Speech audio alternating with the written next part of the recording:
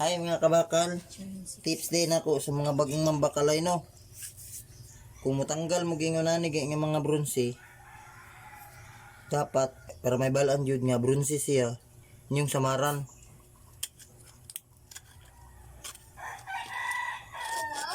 Kaya para di mo maghago-hago og tanggal. Ngani, pag puti gani, big sabihin aloy. Dapat di na ninyo tanggalon ni kay hasol naman tanggalon, labay na ni siya sa bakal. Tapos kini pagsamaran ninyo ang bronze, bisag unsaon na nimo gabas, bisag unsaon niyo sander,